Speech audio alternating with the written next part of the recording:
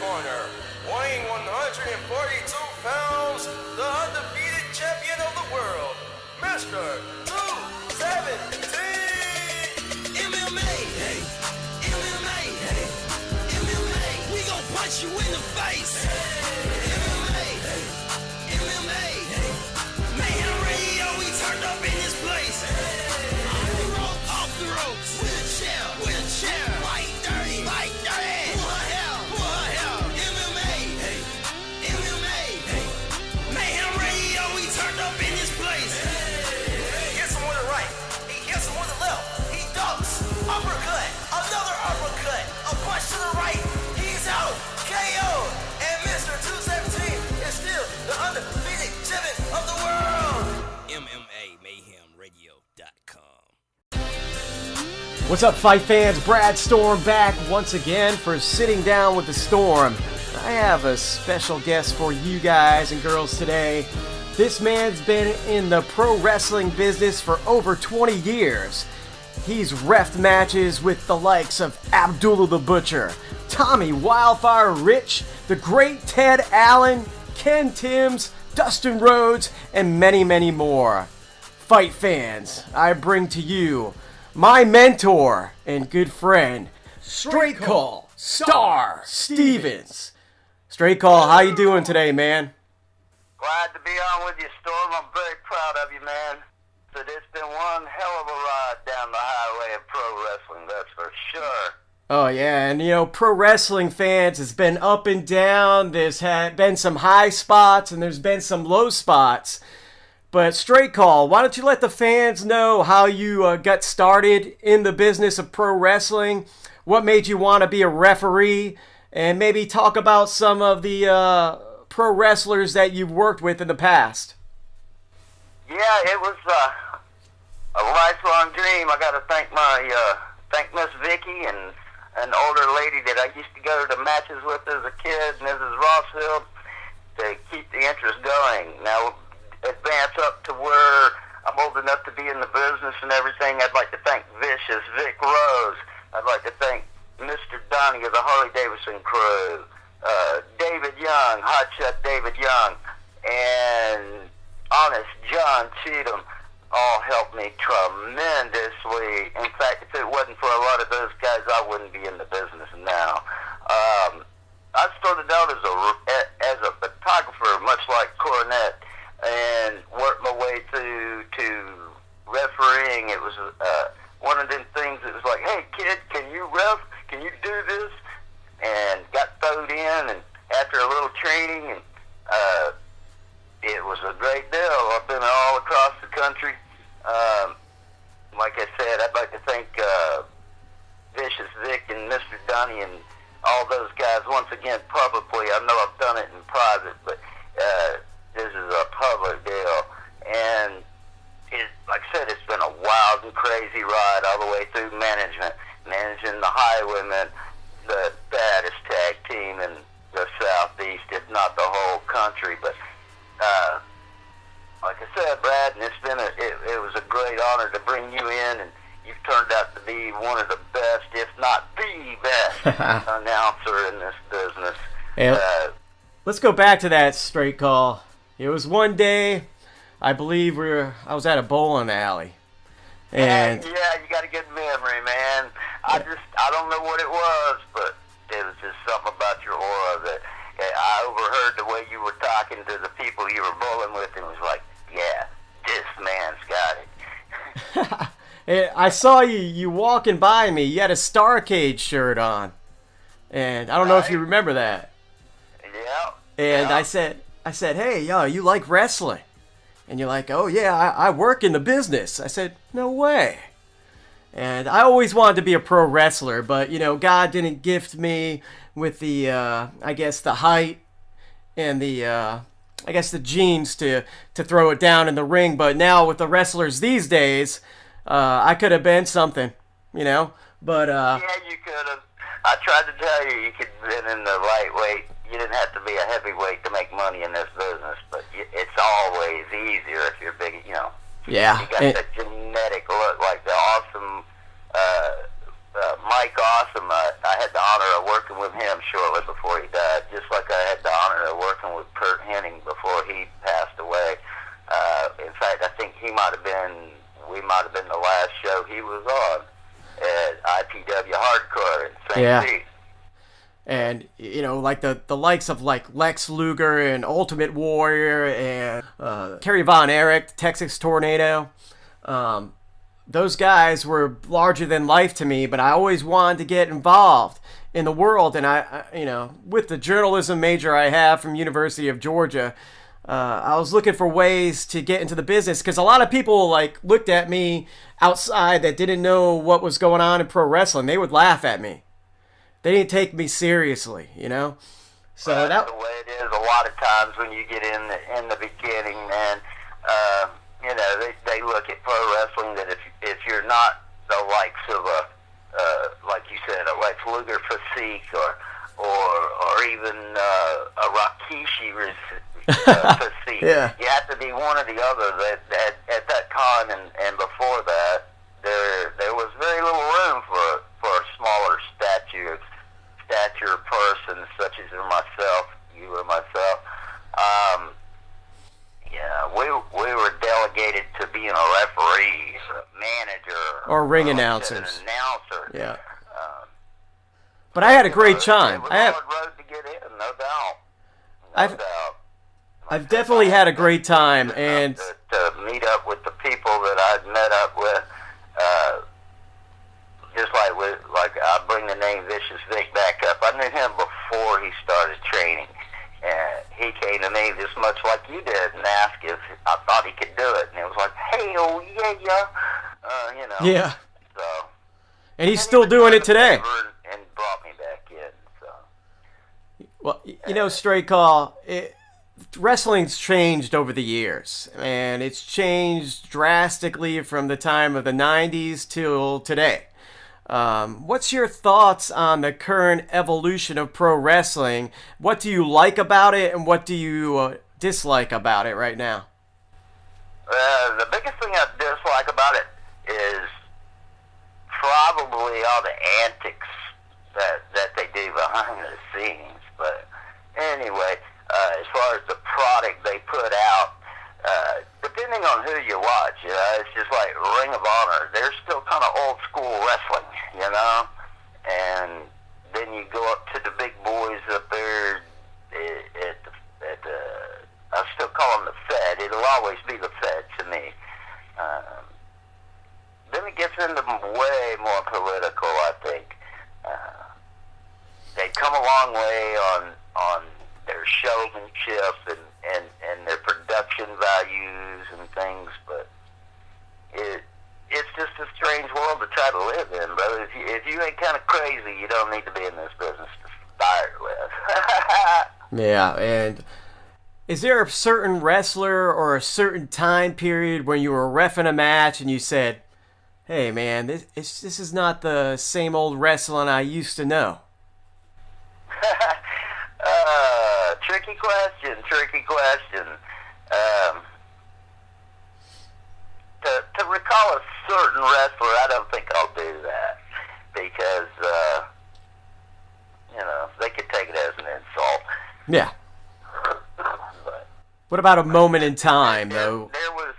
I have to say there was a guy named the Prince over in Alabama. It was like, why are you in the ring? You know? Right. And I don't think he made it past the little Alabama town that we were in. But he had the look as far as, he wasn't really super built, but it ended up that he ended up being a manager because he realized he didn't have the physical attributes to be in the business. But it's always been a business that they'll generally take anybody to try to prove yourself, you know, when you're in a training class, because there's other aspects involved in that class. But you talk about training, Star. You talk about training. You talk about different schools that you could go get your training at. And if I might plug one, WWA4 has been one of the best schools I've been involved with in the state of Georgia, and it's put out some outstanding talent.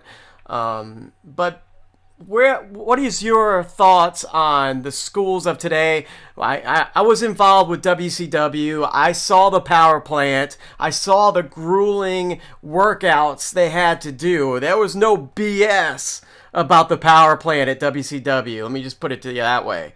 But is there anything that comes close to that nowadays?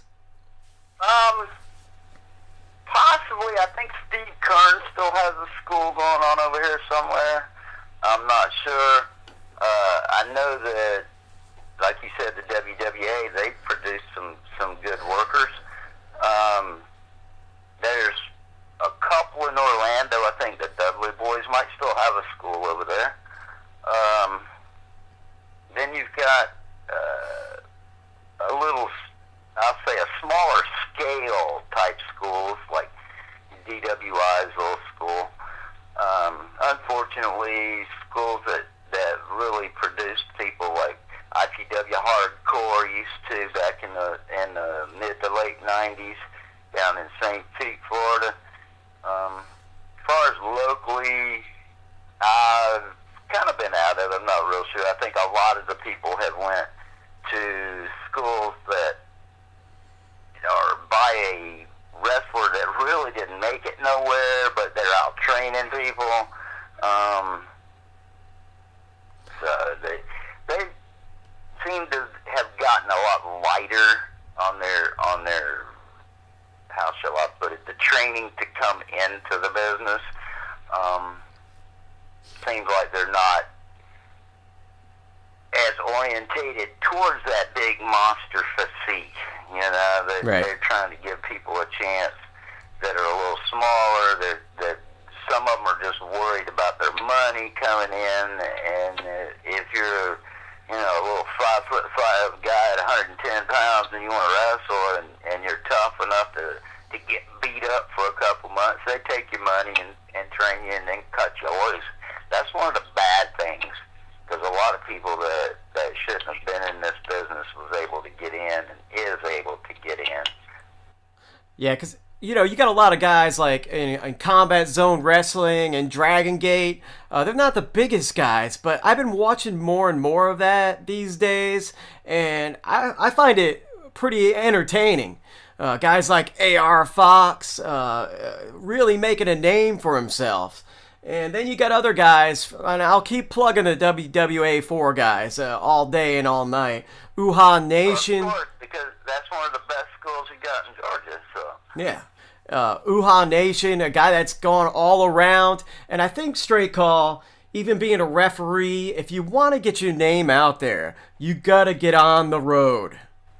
Absolutely. As a referee, anything in this business, as a referee, manager, wrestler, of course, you have to get on the road and get your name out there at all. Even like with you and I, we traveled some little backwater towns in Mississippi to do a show. And, you still have to do that to get your name out there. Even with today's social media and stuff, as a help, you still have to have that basis of the road travel to learn your craft from different people after you train. Because the day you stop learning is the day you get hurt, the day you get put out of this business.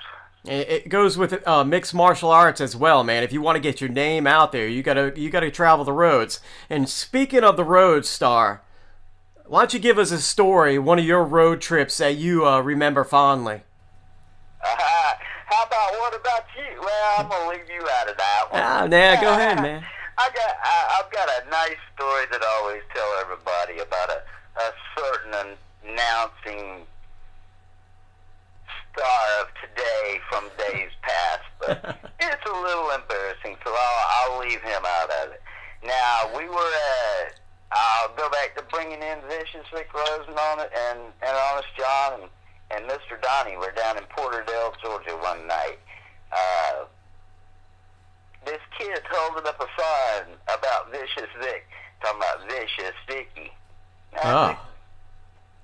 He's, kind of like lunging at the kid, but with no intent of touching him. He grabs the sign, and accidentally steps on the kid's foot, and the kid goes down, on his butt. And next thing we know, the cops are in the back. As we're going to the back, Vicious Vic gets hit in the head with a Coke can, a full, unopened Coca-Cola can. And naturally, busted him a little bit. It turns out that it was the kid's grandma threw the soda. and when the cops and the kid and the granny come back to confront Vicious Vic about this so-called assault on the kid, he looks at that kid and he says, "Boy, I'm going to give you one chance to tell the truth. What happened?" The kid tears up. It was so funny. The kid tears up and looks at Vic with these tears coming welling up in his eyes. "Mr. Rose, I tried to tell Grandma you just stepped on my butt. You never touched me. It was my fault I fell." Vic looks at that kid and says, "Good job." The cops just look at the grandma and says, "We can arrest you." Yeah. "I don't want to put no old lady in jail. Just get her out of here." Yeah. That was a funny little story. I always will have love for Vic. I'll give you another one. I'll give you another real quick one. Shoot. For a company that we work for, you and I work for IWU up there in Atlanta. Yep. We go to do a show at the Roxy on a Friday afternoon, Friday evening show. All of a sudden at 4:30, 4:30, 4:45, yep. The Atlanta City worker truck pulls up and blocks off the Roxy? Yeah. And trying to interfere with our show and just starts tearing up the concrete of the sidewalk just hours before, they should have been getting off work at 4 o'clock, not starting at 4:30, Yeah, exactly. We know who did that, who caused that, because we were running some pretty crazy angles over there at that time. You know what I'm talking about, don't you? Yeah, I kind of remember. My mind's getting a little bit older as I get older, but yeah. I wish I had a copy of that show still. But yeah, they come in tearing up the damn sidewalk trying to put a stop to the show. It didn't hurt the attendance that bad, I don't think, because we still had probably 700-800 people in there.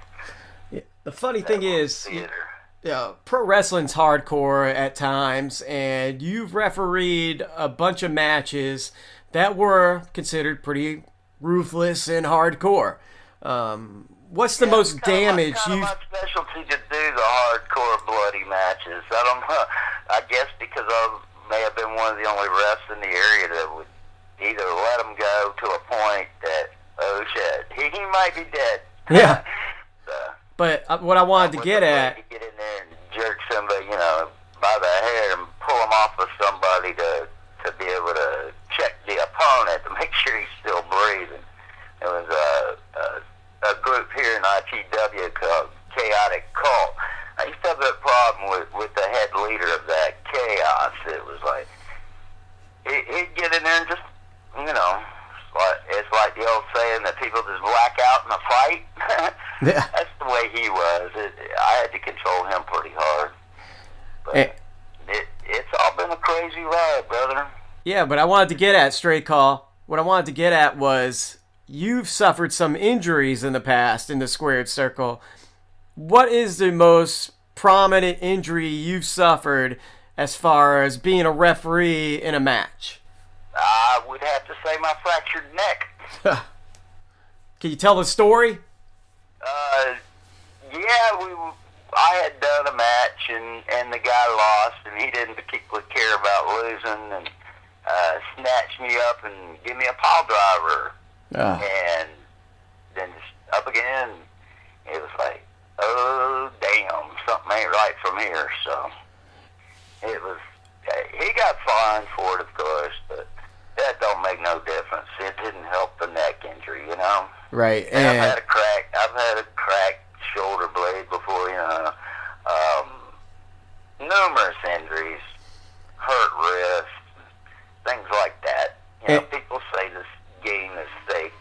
Yeah. when you look at my X-rays, you find out it's not.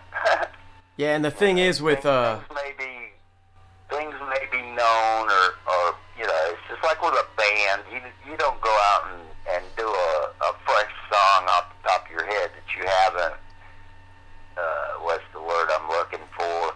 rehearsed, practiced. Well, played before. Let's put it that way. Yeah. But I've had knee injuries that, luckily for me, wasn't too bad. Just sprains or things like that. But like I said, when you get a neck injury, and it kind of makes you rethink the game, of course. And, you get where you can't do as much. But of course, numerous concussions, getting hit in the head with chairs or chains, or got clocked in the back of the head with a pair of handcuffs that knocked me out one time. Damn. Then there was a match I was doing as a manager, and with the Highwaymen against the Heartbreak Express, and got clocked with a chair in the back of the head that knocked me out. So yeah, it's a pretty rough game. And it's always changing. It's always evolving. We've had some great times on the road. I miss you like hell, man. I haven't seen you in a long time. Yeah, same here, man. Same here. I'm very loyal to the Proud of people. you, man. Like I said, I'm very loyal to people that believe in me and help me out. And I will forever be loyal to you, my friend. Well, I appreciate that. It's the same to you, my friend. Yeah. Now we're going to go along that line. It's I'll let it be known right here in the public. I am ready and willing to become an MMA referee. I have refereed. You asked about matches earlier. I got to do a couple, 3 karate match series with the great Ernest Miller. Right on. The cat, Ernest Miller.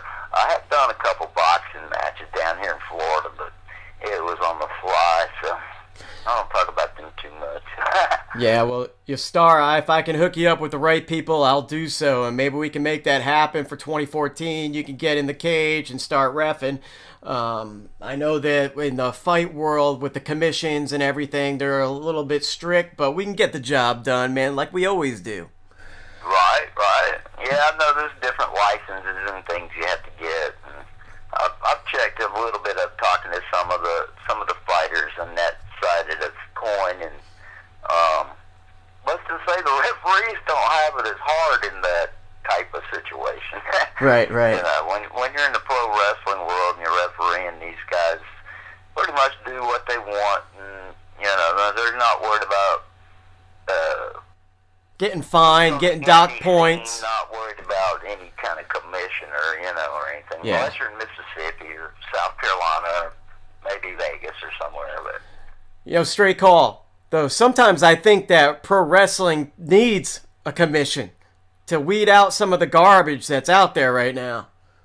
I have always been against it, but like you just said a little while ago, the older you get, the more you reevaluate things. Mm-hmm. And yeah, I could see where it would help some people, but some people, like you said, that really shouldn't be promoting or things like that, wouldn't be able to get into it. So it's still a flip of the coin. You know what I'm saying? Because you do have a lot of people that are in the business that should be there and wouldn't be in a situation to be able to go through the commission. So, but as far as having some overall governing body of independence, then it may help in the long run. Let's just say that. Like I said, I do know that there's always the little promoter here and there that really doesn't know how to do the business, don't know how to do any business. They couldn't promote a rock concert or anything like that, because they really don't know. Mm-hmm. They're just out there wanting to be called a pro wrestler or a pro wrestling promoter, and all they're worried about is making money themselves. They're not worried about the guys getting hurt. They're not worried about whether they're trained. So yeah, commission would help in that respect. I was going to ask you if you have any final thoughts, but I think that pretty much sums it up, man. Yeah, so. You want to make any shout outs to anybody before we let you go?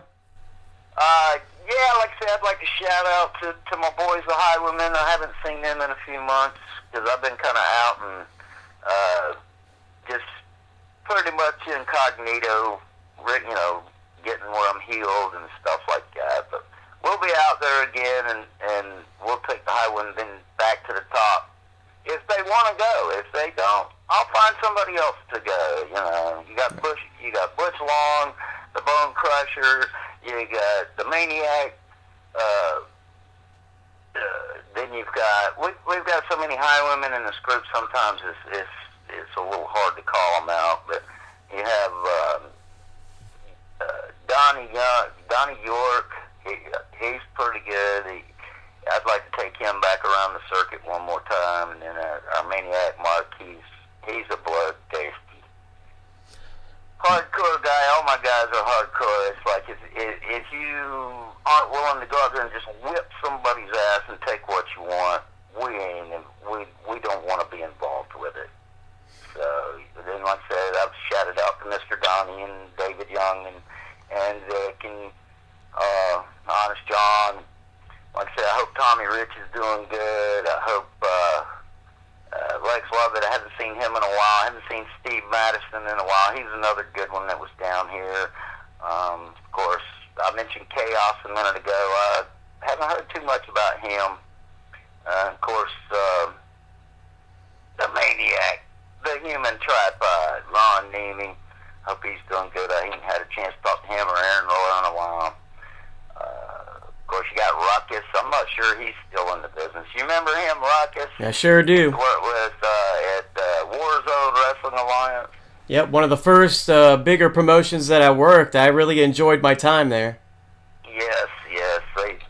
They did put on some good shows. Had people like Jack Ward and Bulldog Reigns and The Punisher, Bull Buchanan. Haven't seen none of them guys. I hope they're all doing good, man. Yep, and I hope you're going to be doing good as well, Star. If anybody wants to become a referee, can you give them some advice real quick? Yeah, you got to stay out of the way. Let the guys do what they want, you know, what they're going to do. Make sure you get some good training. That'd be about it. And get your name out there. You got to do the traveling like we did. If you're not willing to travel and put some investment in time and money and effort, go dig a ditch somewhere. Stay out of my business. Well, there you go, Fight fans. Straight Call Star Stevens. He calls it down the line. Been in the business of pro wrestling for 20 years. Worked with the likes of Abdul the Butcher, Tommy Wildfire Rich, the legendary Ted Allen, and many, many more. If you don't respect him, you know what I'm going to do? I'm going to punch you in the face!